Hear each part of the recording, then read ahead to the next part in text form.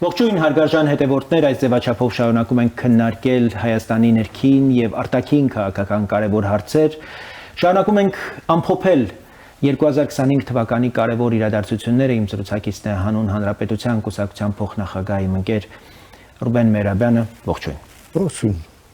Մենք նախորդիվ երկու հիմնարար իրադարձություններ ամփոփեցինք, որոնք կարևոր արժեք են տալիս 2025 թվականին, մեկը հունվարի 14-ին ստորագրված Հայաստան Միացյալ Նահանգներ ռազմավարական գործընկերության կանոնադրությունը, մյուսը ըստ էության Հայաստանի եւ Ադրբեջանի միջև համաձայնեցված խաղաղության պայմանագրի տեքստը եւ դրան հաջորդած երկկողմ ձևաչափով զարգացումները թե Թուրքիայի ուղղությամբ, թե Ադրբեջանի ուղղությամբ, որի հիմքում Հայաստանի եւ Արևմուտքի միջև խորացող համագործակցություններ, այսինքն այդ համագործակցության շնորհիվ Հայաստանը այնքան ուժ, այնքան կարողություն ստացավ, որ իրեն հնարավորություն տվեց երկկողմ ձևաչափով թե Բաքվի, թե Անկարայի ուղղությամբ աշխատանքներ տանել եւ ձեռք բերել համաձայնություններ, որոնք միայն Հայաստանին չէին առնչվում։ Ըստ էության այդ համաձայնությունները ունեցան ոչ միայն լոկալ տարածաշրջանային կարևորություն, այլև անդին միջև կենտրոնական Ասիա գնացող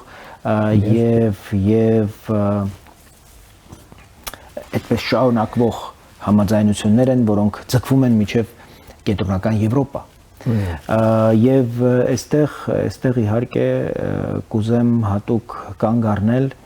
որպես շարունակություն հայ-ամերիկյան հարաբերությունների զարգացման համար 2025 թվականին մեկնարկած եւ 2025 թվականի օգոստոսին արդեն կարևոր ընթացք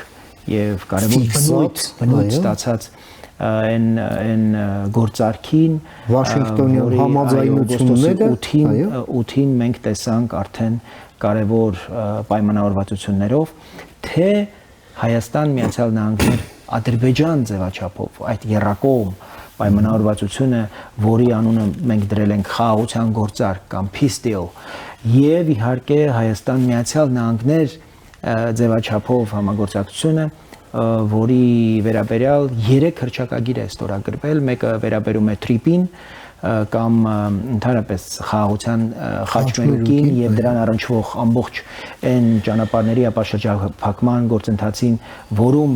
ամերիկացիները կարևոր նաեւ իրենց համար դեր են տեսնում եւ իհարկե էներգետիկ համագործակցություն եւ կիսահաղորդիչներ, տեխնոլոգիական համագործակցություն եւ արհեստական բանականություն, այո, այդ կլաստերները, որի վերաբերյալ արդեն կոնկրետ պայմանավորվածություններ են ձեռք բերվել, իդեպ արդեն աշխատանքային խմբերը Միացյալ Նահանգներում իրենց առաջին նիստն են անցկացրել, հաջորդն էլ կլինի հավանաբար հունվարի։ Ինչով էր կարևոր օգոստոսի 8-ը։ Նախ սա համալիր համաձայնություններ էին, երրակողմ եւ երկկողմ, տարբեր երկկողմ, հայ-ամերիկյան, ադրբեջանա-ամերիկյան եւ հայ-ադրբեջանական։ Ի վերջո նաեւ այդ համաձայնությունների շրջանակում էլ նախաստորագրվեց հայ-ադրբեջանական խաղաղության համաձայնագիրը։ Սա փաստորեն նոր իրողություններ ֆիքսեց ոչ միայն հարավային Կովկասում, այլև հարակից տարածաշրջաններում, դուք շատ ճիշտ նշեցիք, կենտրոնական Ասիայում եւ խնդիր էր այդ աշխարհաքաղաքական բուտերբրոդից հանել կենտրոնական Ասիան, իսկ հարավային Կովկասը դա միակ ուղղությունն էր, որը թույլ կտար ավտոնոմ, քաղաքականապես չծանրաբեռնված ելք ապահովել այդ ահռելի նշանակություն ունեցող տարածաշրջանին դեպի համաշխարհային տնտեսություն։ Սա այն ռազմավարական նպատակն էր, որը դրվեց ընդ որում թե Եվրոպայի կողմից, թե Միացյալ Նահանգների կողմից, եւ հարավային Կովկասում այս process-ը, որը ընթանում էր, դա ոնց որ ածանցյալն էր այդ ռազմավարական նպատակից։ Եվ այստեղ մենք շահեցինք, մենք համընթաց քամիներ փչեցին մեր տարածաշրջանում եւ մենք մեր առագաստները ճիշտ ուղղությամբ պահեցինք, մեր կայմերն էլ ամուր գտնվեցին, որպեսզի մենք ճիշտ կուրսի վրա մեր նավերը կարողանանք տեղավորել եւ ուղղորդել։ Եվ ուրեմն այս ամենը նշանավորեց մի նոր ճարտարապետություն, որը դեռ ձևավորման մեջ է, բայց ֆունդամենտը մենք արդեն ունենք։ Իհարկե, այսօր Հայաստանի եւ Ադրբեջանի ղեկավարները խոսում են, որ արդեն այլևս խաղաղություն է եւ այլն։ Այո, պատերազմ էլ չկա, բայց խաղաղությունը դեռ տևական process է, որը դեռ պետք է կառուցվի, բայց այդ կառույցի ֆունդամենտը արդեն կառուցված է հենց այս համաձայնություններով եւ սա ուղղակի շատ դժվար է գերագնահատել։ Եվ ուրեմն այս ամենը նաև պրոպագանդայի հարթության վրա շատերին ուղղակի թողեց կոտրած տաշտակի առաջ։ Շատերն ասում էին դեն հայ-ամերիկյան խարծան, որի մասին մենք նախորդիվ քննարկում էինք, դա PR քայլ էր Բայդենի վարչակազմի կողմից գնալուց առաջ մի լավություն արեցին գնացին, բայց դա մեկա չի աշխատելու։ Այլ տեսակ ոչ միայն աշխատեց, այլև այսպես upgrade տեղի ունեցավ եւ աշխատեց նորովի, նոր չափումներ ձեռք բերելով եւ նոր հեռանկարներ բացելով։ Հաջորդը ասում են ես ամենը դեռ չի նշանակում, որ կաշխատի, ոչ չի նշանակում, երբ արդեն իսկ աշխատել է այս պահի դրությամբ, երբ մենք հիմա այս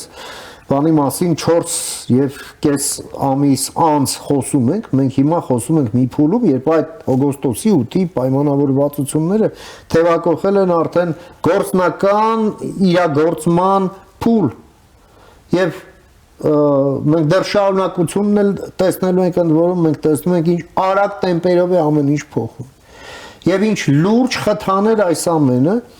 նաև հարաբերություններ չունեցող երկրների միջև այդ հարաբերությունների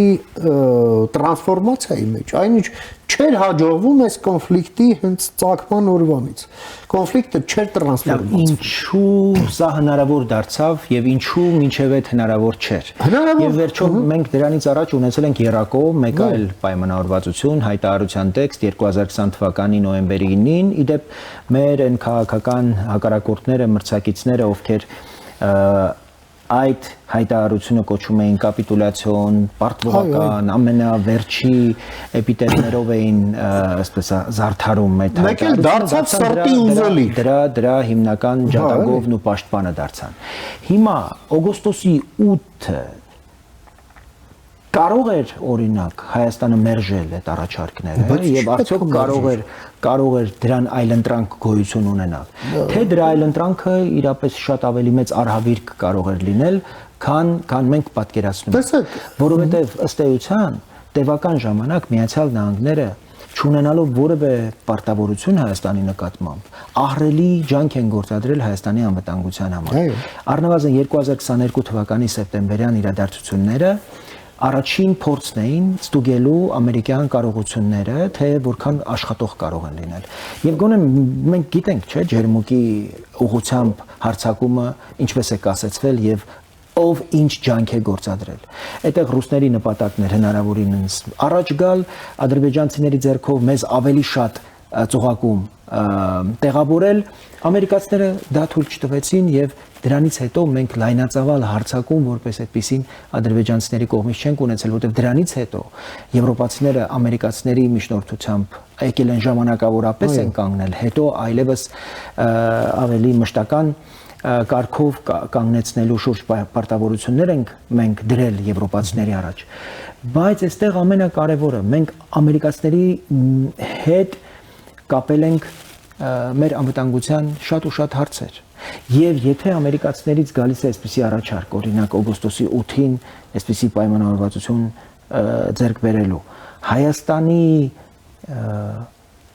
չմասնակցելը կամ մերժելը ինչ կարող էր նշանակել։ Դա հիմարություն կլիներ պարզապես եւ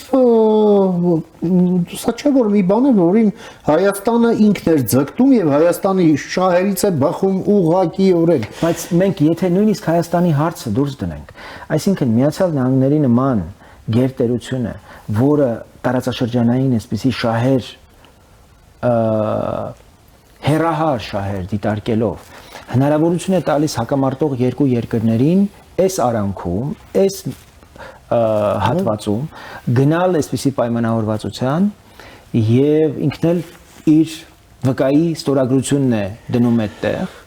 եւ ապահովում դրա համար քաղաքական այնպիսի պայմանավորվածություններ, որոնք բերում են նյութական ահռելի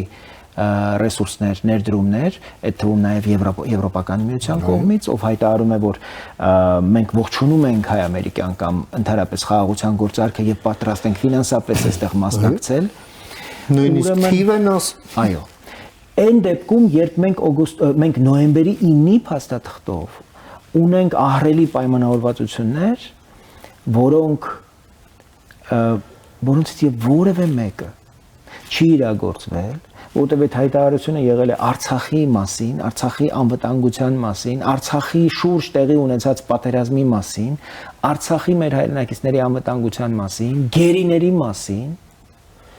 9-8-ը այլևս ոսպես ասենք էլի ամենացինիկ եւ կոպիտ ձևով խախտված են, իսկ դրանցից որոշներն էլ անշրջելիորեն։ Այո։ Եվ կա միայն 9-րդ կետ, որը շատ է սիրում Ռուսաստանը եւ Ռուսաստանին սիրողներն էլ են սիրում հանկարծակի, որովհետեւ մինչեւ էդ էլ դուք էլ նշում եք, որ նրանք կոչում էին դա կապիտուլյացիա։ Հիմա դարձավ սրտի ուզելիք։ Եկեք ներեք։ Այո, սա մի բան էր, որը Հայաստանն էր ուզում, սա մի բան էր, որը բխում է միջազգային իրավունքից։ Այո, սա բխում է մեր անկախության շահերից, մեր ինքնաիշխանության շահերից, խաղաղության շահերից, այո, մեր ժողովրդավարության շահերից։ Ավելին ասեմ, այն ինչ Ռուսաստանի եւ Ադրբեջանին չհաջողվեց անել 2020 թվականի 44-օրյա պատերազմով, կհաջողվեր, եթե նոյեմբերի 9-ը ամբողջությամբ նրանք կարողանային իրագործել, հատկապես 9-րդ կետը, որտեղ ըստ էության 9-րդ կետի համաձայն, եթե նրանք կարողանային ռուսները վերցնել այդ ճանապարհի նկատմամբ վերահսկողությունը եւ Հայաստանը իր տարածքի նկատմամբ չունենար ամբողջական վերահսկողություն, հատկապես այդ ճանապարհի նկատմամբ, այդ միջանցքի նկատմամբ, ինչպես ռուսներն ու ադրբեջանցիները սիրում են կոչել, ամբողջությամբ Հայաստանի ռեգիոնալ կարևորությունն ու նշանակությունն էր կորում, եթե Հայաստանը չէր ունենում իր համար անցանելի սովորական սահման Իրանի հետ։ Եվ այստեղ իհարկե Իրանի դերակատարության մասին պետք է առանձնահատուկ նշել եւ իհարկե պիտի կանգառնենք հայ-ամերիկյան եւ Միացյալ Նահանգների միջնորդությամբ այս խաղաղության գործարքի կարևորությունը պետք է ընդգծենք եւ խոսենք, որ միայն Հայաստանի եւ Ադրբեջանի միջև ստորագրված այս խաղաղության գործարքը հնարավորություն տվեց որպեսզի Միացյալ Նահանգներ Կենտրոնական Ասիա գագաթնաժողով տեղի ունենա, նախորդին էլ Ճապոնիա, Կենտրոնական Ասիայի 5 երկրներ գագաթնաժողով տեղի ունենա, Եվրամիություն Կենտրոնական Ասիա գագաթնաժողով տեղի ունենա, Իտալիա Կենտրոնական Ասիա ուրեմն գագաթնաժողով տեղի ունենա, այսինքն Կենտրոնական Ասիայի ահռելի տնտեսական պոտենցիալը կարող է հեռանկար դառնալ ամբողջ աշխարհի տնտեսության համար, եթե Հայաստանը եւ Ադրբեջանը կարողանում են պայմանավորվել այդ ճանապարհի շուրջ եւ եթե այդ ճանապարհը դառնում է իրապես կապողողակ այդ հարստությունը դեպի եթե Հայաստանն պետք է չհամաձայնվեր դրան, ուրեմն միևնույնն է դա աշխատելու էր, բայց արդեն առանց Հայաստանի։ Ընդհանրապես, ուրիշ ոչ մի բան։ Եվ Հայաստանը դառնալու էր այս միջազգային ահռելի պայմանավորվածությունները մարգինալ պետություն։ Այո, տորպեդահարողը։ Եվ դու եթե այս պատերազմներից հետո այս արհավիրքներից հետո գլոբալ պրոյեկտ է տորպեդահարում, դե ինչ ուրեմն լեգիտիմացվում է Ադրբեջանի ցանկացած գործողություն, այդ թվում նաև հարձակման ուրեմն այսպես տեսքով Արդյունքում մենք ստանում ենք Հայաստանի ավերակներ, որոնք դատապարտված էին լինելու ապրել որպես արդեն Թուրքիայի եւ Ադրբեջանի կլիենտ պետություն, որի մեջ մասնաբաժին էլ կունենար հումանիտար նկատառումներով Ռուսաստանը։ Սա էր այս մարդկանց ուզածը։ Եվ սա է մնում այդ Այո, եւ շարունակում է մնալ այս մարդկանց ուզածը, նաեւ նրանց, ովքեր հիմա իրենց պատառոտում են, ինքնապատառոտվում են, թե այս ինչ է կատարվում։ Ոնց կլինի որոշ եկեղեցականներ էլ ասում են, մեր երկիրը տագնապի մեջ է։ Վերեք տեղները, տայ մարդի, ինչ տագնապը որն է։ Աշխատանքի ժամանակ է։ Տագնապի հարց չկա, տագնապները հաղթահարելուն ուղղված քայլեր էին այս ամենը։ Այս քայլերն են, որոնք վերում են տագնապի հաղթահարման, այլ ոչ թե ձեր դատարկապորտ քարոզները,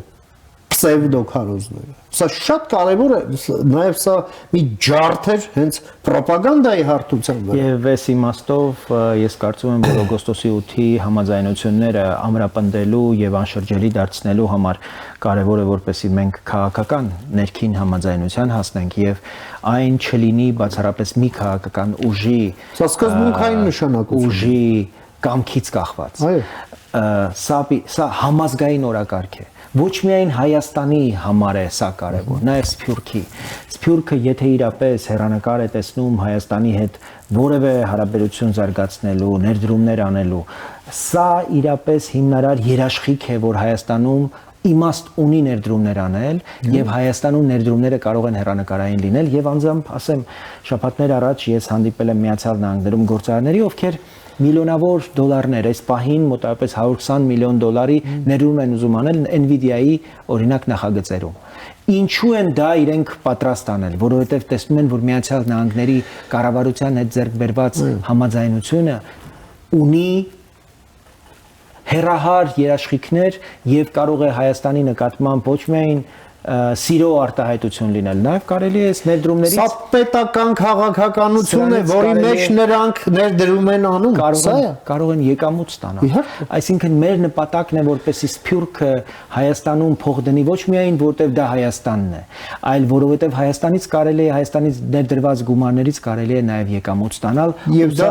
ամերիկյան քաղաքականություն է։ Դա հայ-ամերիկյան քաղաքական կոնսենսուսի արդյունք է, որը նաեւ այո հնարավորություն է տալիս, որ ձեր ասած 120 միլիոնը վաղը դառնա այդ տերերի համար այդ 120 միլիոնի 220, 520 միլիարդ եւ այլն եւ իրենց ոնց որ ասում են բարով վայել են այսպես է աշխատում։ Այո։ Եվ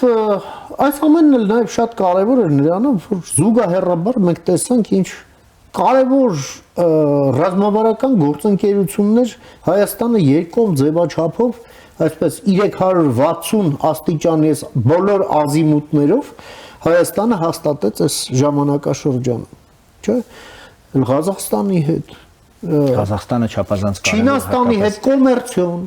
այսպես, Գերմանիայի հետ, Նիդերլանդների հետ, հենց այս վերջերս նույնիսկ փոքրիկ Լյուքսեմբուրգը, որը ահռելի ֆինանսական հնարավորություններ ունի եւ այսպես ասենք ռենոմե, հա, մեծ բիզնեսի համար, Լյուքսեմբուրգի հետ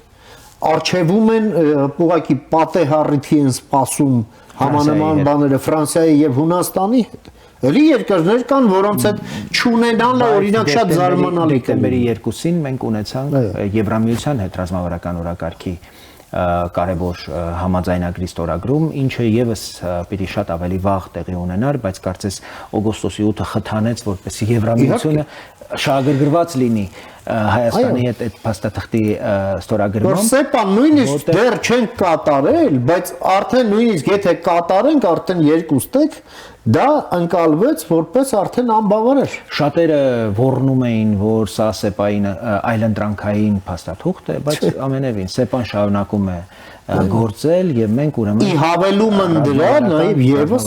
ուրեմն գործընկերություն ենք հաստատում, որտեղ առանցքայինն է նաեւ անվտանգությունն ու պաշտպանությունը։ Չկա ոլորտ, որը այլևս չի ներառվում Հայաստան-Եվրամիություն համագործակցության մեջ։ Այդ թվում նաեւ առանձին երկրների, օրինակ Գերմանիայի հետ մենք նույնիսկ ռազմատեխնիկական համագործակցության շուրջ այս պայմանագրով կարողացել ենք համաձայնության հասնել։ Իսկ սա նշանակում է, որ Հայաստանը հասանելիություն է ստանում տեխնոլոգիաներին, Հայաստանը հասանելիություն է ստանում հետախուզական տվյալներին,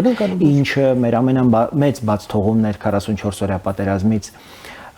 առաջ, երբ ըստ էության այդ նաև ազգային ժողովի պաշտպանության անվտանգության ներքին գործերի այդ հանձնաժողովի կողմից 44 օրյա պատերազմի հանգամանքներն ուսումնասիրող հանձնաժողովի նախագահ Անդրանիկ Քոչարյանը իր հարցազրույցներում տողատակով հասկացնել էր տալիս, որ ըստ էության հետախուզական տվյալներ են մեզ տրվել, որոնք մոլորեցրել են հայկական կողմին միտումնավոր կեղծ մոլորեցնող տվյալներ։ Միտումնավոր մեզ մոլորեցրել են, որպեսզի պատերազմի հենց մեկնարկին մենք ամբողջությամբ առավելագույն կորուստներ ստանանք, անպատրաստ գտնվենք եւ չկարողանանք ուրեմն արժանի հակահարված տալ հակառակորդին։ Այս իրավիճակը իհարկե արմատապես փոխում է Հայաստանի քաղաքական կշիռը, դուք նշեցիք առանձին երկրների մասին ռազմավարական գործընկերության հաստատման վերաբերյալ։ Մենք երկու կարևոր համաձայնություններ նաև այս ընթացքում կարողացանք ձեռք բերել դեկտեմբեր ամսին, մեկը հիբրիդային սպառնալիքներին դիմակայելու ուղղությամբ 15 միլիոն եւ նաեւ խաղաղության այդ ուրեմն գործիքին պլատֆորմի 20 միլիոն դոլար մենք նախորդ տարի 10 միլիոնի հասանելիություն ունեցանք, այս տարի 20, բայց նույնիսկ խնդիրը այդ միջոցները չեն, ինստիտուցիոնալ կապի ֆիքսում որպես պետք է դիտարկել եւ սա է առանձին երկրների հետ Հայաստանի հարաբերությունների, այդ թվում ռազմատեխնիկական հարաբերությունների կառուցման համար կանաչ լույս է նշանակում եւ այստեղ ես չափազանց կարեւորում եմ, որպեսզի Երևանը ոչ միայն Բրյուսելի հետ աշխատի, այլև անդամ 27 երկրների հետ առանձին մեծ Եվրոպա, ինչը եւ արվում է, ասենք օրինակ Մեծ Բրիտանիայի հետ կապված։ Մենք Մեծ Բրիտանիայի հետ այսօր այսպես սրընթաց տեմպերով բարձրացնում ենք մեր հարաբերությունները մինչև ռազմավարական գործընկերություն, ինչի որպես նպատակադրում հայտարարություն են արել թե Երևանը, թե Լոնդոնը։ Եվ սա շատ կարևոր ուղղություն է, որովհետև Միացյալ Թագավորությունը լրջագույն գործընկեր կարող է լինել նաև ռազմատեխնիկական ոլորտում, հատկապես ծանր ուղղությունների համար, ասենք ռազմավարական հակաօդային պաշտպանություն։ Եվ այլն։ Էլի կան այսպես հեռանկարային գործընկերներ, որոնց հետ մեր սերտացումը եւս կարեւոր է, ասենք օրինակ Շվեդիայի հետ, որը եւս լրջագույն խաղացող է այդ ռազմատեխնիկական ոլորտում Եվրոպայի։ Եվ այդտեղ երկկողմ հարաբերություններն են անհրաժեշտ, բայց կարծում եմ դա արդեն կլինի հաջորդիվ։ Եվ շատ կարևորում եմ նաև ՆԱՏՕ-ի գլխավոր քարտուղարի այցը Հայաստան եւ Շեկերինսկայի այցը եւ այո գլխավոր քարտուղարի տեղակալը, որը նաև ասաց, որ 26 թվականին միանգամայն իրատեսական է, որ Հայաստանը եւ ՆԱՏՕ նոր շրջանակային պայմանագիր ստորագրեն իրար հետ։ Սա շատ կարևոր է, որովհետև մենք այս ռեֆորմների ընթացքում, երբ մենք ինչ խոսում էինք, չէ, դա նաև պաշտպանական եւ անվտանգային ոլորտների ռեֆորմները առաջ տանելու մասին էր նաև։ Իսկ սա բերում է մեզ ՆԱՏՕ-ի ստանդարտներին մոտեցման։ Ուզենք թե չուզենք։ Իհարկե պաշտոնական Երևանն ասում է մենք խնդիր չունենք, մենք խնդիր չենք դրել ՆԱՏՕ-ին անդամակցության։ Նման ամբիցիա չունենք, ասում է պաշտոնական Երևանը 25 թվականի դեկտեմբերի դրությամբ, բայց այդ ստանդարտներից մենք մոտենում ենք ՆԱՏՕ-ին։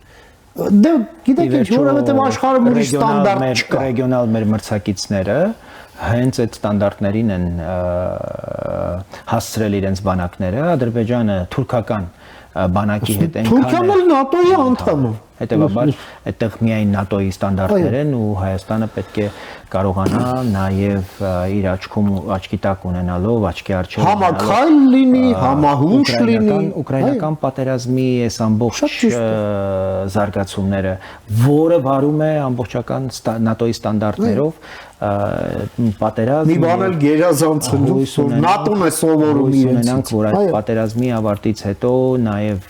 մեր քաջ հերոս հայրենակիցների նաև մասնակցությամբ կկարողանանք մեր բանակում այդ բոլոր հմտությունները ներդնել։ Այստեղ իհարկե չափազանց կարևոր է դուք խոսեցիք խաղաղության մասին որպես ձեռքբերված իրողություն, ես ուզում եմ որ մենք այդ պատրանքը չունենանք։ Չպատերազմ ունենք, որովհետև խաղաղությունը իրականում կարծում եմ անընդհատ ջանք ու աշխատանք է ենթադրում, խաղաղությունը անընդհատ ամրապնդելուն ուղղված այսպես հանապազորյա ջանք է ենթադրում եւ մենք պիտի շատ թանկ վճարենք այդ խաղաղությունը ապահովելու համար ու դա նշանակում է գնողունակ այնպիսի տնտեսություն ունենալ, այնպիսի կառուցվածք ունենալ տնտեսական, որի հիմքում տեխնոլոգիաներն են, որի հիմքում բնական գիտությունների նկատմամբ ուրեմն մեր ավանդական հակումներն են, ինժեներիան եւ գիտելիքը, կրթությունը, փորձը, որպեսզի մենք կարողանանք առավելագույն կարգապահությամբ այս խաղաղությունը բարիք դարձնել ցանկացած մարդու համար, որտեղ եթե խաղաղությունը չի դառնում մարդկանց կյանքը ավելի բարեկեցիկ դարձնելու համար միջոց, հնարավորություն, գործիք, ինչներիս է պետք է խաղաղությունը։ Իսկ եթե մարդը բարեկեցիկ, հարուստ, առողջ եւ կրթված դառնա խաղաղության արդյունքում, խաղաղությունը ուժեղ եւ մրցունակ դառնա, դա նաեւ մրցունակ եւ ուժեղ կդարձնի պետությունը դրանով ավելի ու ավելի ամրապնդելով խաղաղության այն մեր պատկերացրած իրավիճակը կամ իրողությունը, որի մասին մենք խոսում ենք։ Հետևաբար, որքան ուժեղ մենք լինենք ներսից, այդքան հարատև կլինի խաղաղությունը, թե անհատական մակարդակում, թե նաև ընդհանուր, որտեղ անհատների հարստությունից եւ կարողությունից է կախված մեր ընդհանուր, մեր պետության բարեկեցությունը։ Հետևաբար խաղաղություն, որը յուրաքանչյուր անհատ իր մաշկի վրա կզգա։ Մեր գլխավոր խնդիրն է դա բարիքի վերածել, դա մարդկանց երջանկության վերածել, որպեսզի մարդիկ երջանիկ ապրեն, որպեսզի խաղաղությունը դառնա երջանիկ ու բարեկեցիկ ապրելու ուրեմն ճանապարհ եւ պատկերավոր եթե ասենք մենք դրա ֆունդամենտն ունենք, բայց այդ շենքը դեռ պետք է կառուցվի։ Մենք ոնց որ այդ ֆունդամենտը ունենք եւ այդ շին հրապարակում ինչ որ sense տնակներ ենք դրել, այդ տնակների մեջ ենք դեռ։ Ժամանակն է երբ մենք այդ շենքը կառուցենք, դա մի օրվա բան չի, այդ տնակներից տեղափոխվենք այդտեղ։ Եւ որպես ամփոփում առաջիկայում փետրվար ամսին նախատեսված է Միացյալ Նահանգների փոխնախագահ Ջեյ Դի Վենսի այցը Հայաստան, այդ ուղղությամբ արդեն աշխատանքներ են կատարվում։ Այսօր Թրամփը հետ կանչեց դեսպան Քվինին Հայաստանից, ըստ էության ազդարարելով, որ հայ-ամերիկյան համագործակցության հիմքում նախ ամերիկան կամ America First այդ կարգախոսը պիտի դրված լինի, հույս ունենք, որ նոր դեսպանի նշանակմամբ մենք այս հարաբերությունները բոլորովին նոր, այսպես շունչ կհաղորդվեն, նոր գործակցության ոգի նոր լիցք կտա կոմունիկացիային, նաև Հայաստանի հասարակության հետ եւ մենք այսպես կունենանք ավելի վստահ դեսպանություն եւ վստահ վարչակազմ, հա, որ մեկը մյուսի ուղիղ հաղորդիչն է, հա, ասենք։ Այո։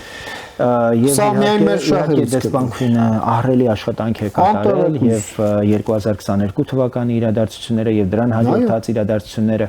մեծապես նաեւ ամենադրամատիկ պահերին նա Հայաստանում, Հայաստանի հետ, Հայաստանի կողքին արել է շնորհակալություն իր այդ աշխատանքի համար եւ իհարկե սպասենք նոր դեսպանին, տեսնենք ինչ առաջնահերթություններ են սահմանվում, իսկ փետրվարին սպասվում է TRIP-ի հիմնարկեքը, որը պետք է իրականացնի փաստորեն եւ ամենաբարձր մակարդակով պիտի իրագործվի Հայաստանի եւ Հայաստանի իշխանության եւ Միացյալ Նահանգների սպասվող փոխնախագահ J.D. Vance-ի այցելությամբ դրանք չափազանց կարեւոր են լինելու առաջիկայում հույս ունենանք որ մենք էլ ուժ կարողություն կունենանք դրանց անդրադառնալու որտեղ մեզ էլ չափազանց զբաղված եւ դրամատիկ իրադարձություններ են սպասվում առաջիկայում եւ ոչ պակաս վճռորոշ եթե ոչ ավելին քան 2025-ն էր այո այդ իմաստով այո մենք պատասխանատվություն պիտի զգանք մեր առաջ մեր կուսակցությունների առաջ մեր ժողովրդի առաջ որևէ բան չխնայելու որպեսզի 26 թվականը այդ ընտրությունների արդյունքներով մենք կարողանանք ավելի ամրապնդել մեր պետության դիմադրողունակությունը, դիմակայունությունը, հնարավորությունները տնտեսական, տեխնոլոգիական, քաղաքական եւ այս բոլոր ուղղություններով ահռելի գործ կանելու եւ ընդհանրապես փոխելու այս ստեղծված այս գաղջությունն ու անորոշությունը, որի ուղղությամբ ահռելի ջանք են գործադրում մեր քաղաքական հակառակորդները, մեր նպատակն էլ նաեւ այս հաղորդումների միջոցով թույլ չտալը, որ այդ ջանքը եւ այդ նպատակը կենսագործվի։ Շնորհակալություն այս զրույցի համար։ Մենք էլ իհարկե կհանդիպենք։